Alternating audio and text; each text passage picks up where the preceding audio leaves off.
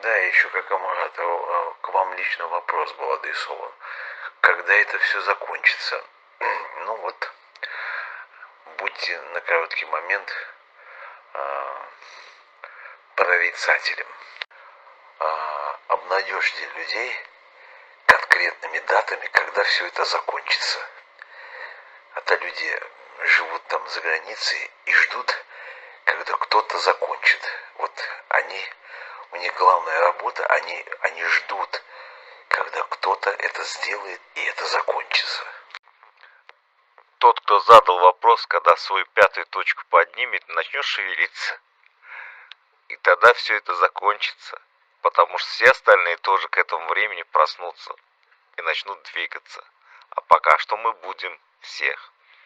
Как Амурат, да вы просто обломщик. Они уже чемоданы собрали. Им только билет остался купить. Они уже ждут, когда закончится.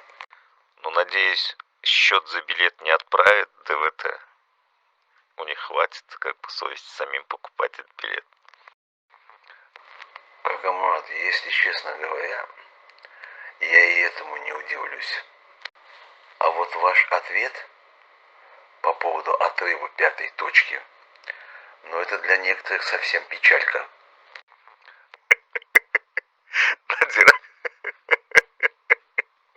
У меня есть два пунктика по поводу двух слов. Я начинаю взрываться, когда мне говорят, что я должен что-то делать, и когда мне говорят, надо так было сделать.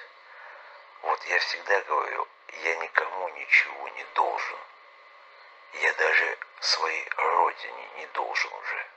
Надира, у нас в чате-то мерзавец сидит. Забыли, что ли, эту Иуду, который мне хотел сам с нами рассчитаться, который на своем сайте выставляет. Может быть, и он ждет какие-то новости.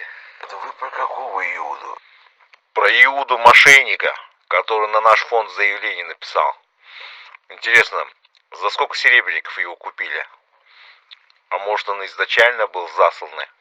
Ну я до сих пор жду, короче, из прокуратуры весточку. Только сей господин не понимает одной вещи, что он уже стрелянная гильза, вот, ну и не знает, кто я такой, вот. А я фигура мутная и для него совершенно непонятная.